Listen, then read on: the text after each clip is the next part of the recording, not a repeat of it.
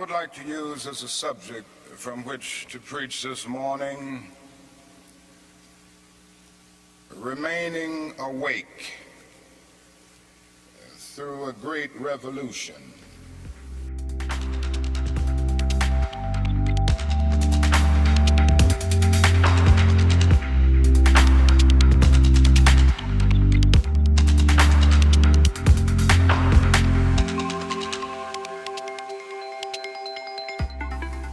The text for the morning is found in the book of Revelation. There are two passages there that I would like to quote. It's in the 16th chapter of that book. Behold, I make all things new. Former things are passed away.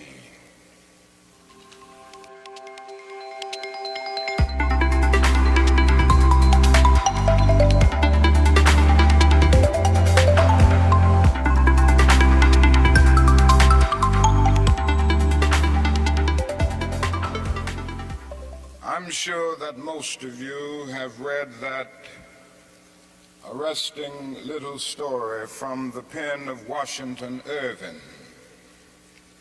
entitled Rip Van Winkle. The one thing that we usually remember about the story is that Rip Van Winkle slept 20 years.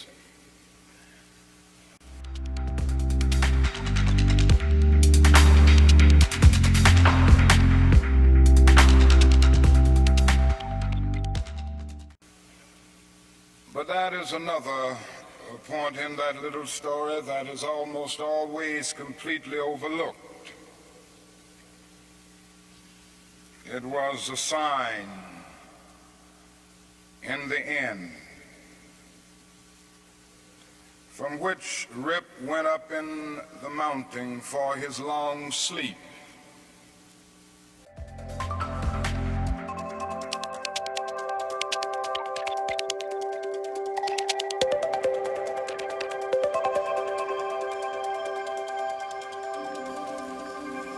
Rip Van Winkle went up in the mountain. The sign had a picture of King George III of England. When he came down 20 years later, the sign had a picture of George Washington, the first president of the United States. And Rip Van Winkle looked up at the picture of George Washington. In looking at the picture, he was amazed. He was completely lost. He knew not who he was.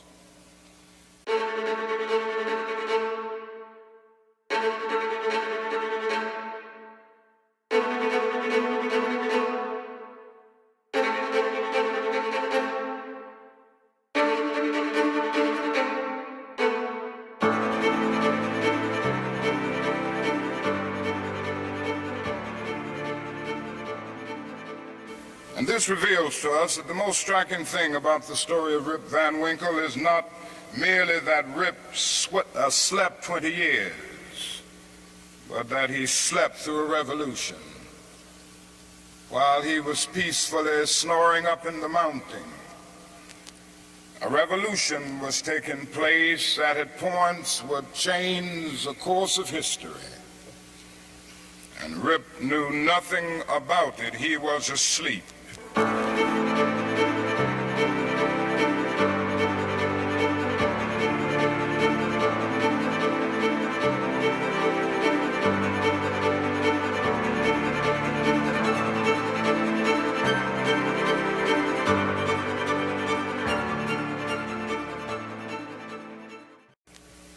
Yes, he slept through a revolution.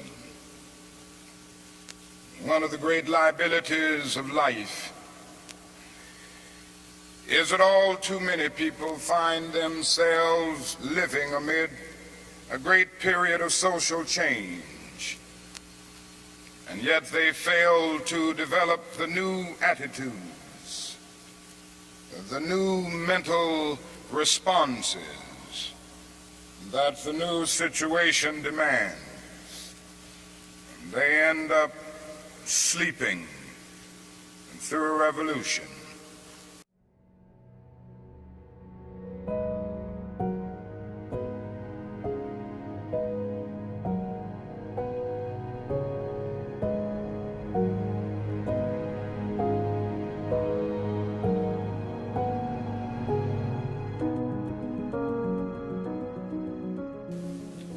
There can be no gainsaying of the fact that the great revolution has taken place in the world today.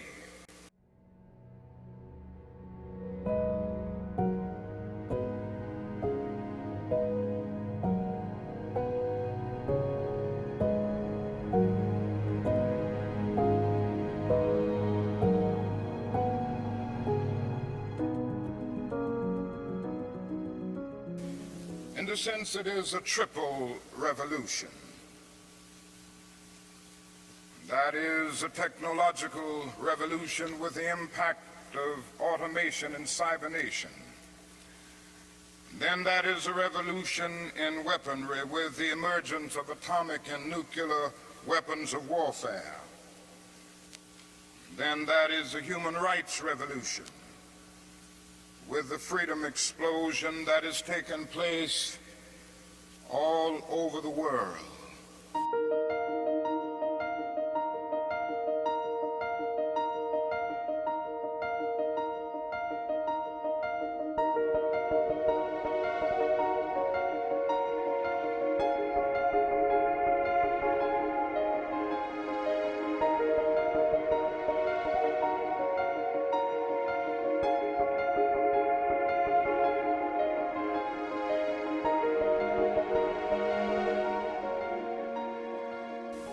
We are tied together in the single garment of destiny, caught in an inescapable network of mutuality. Whatever affects one directly affects all indirectly. For some strange reason, I can never be what I ought to be until you are what you ought to be. And you can never be what you ought to be until I am what I ought to be. This is the way God's universe is made. This is the way it is structured. John Donne caught it years ago and placed it in graphic terms. No man is an island entire of itself. Every man is a piece of the continent, a part of the main. And he goes on toward the end to say, any man's death diminishes me because I am involved in mankind. Therefore never sin to know for whom the bell tolls. It tolls for thee. We must see this, believe this, and live by it if we are to remain awake through a great revolution.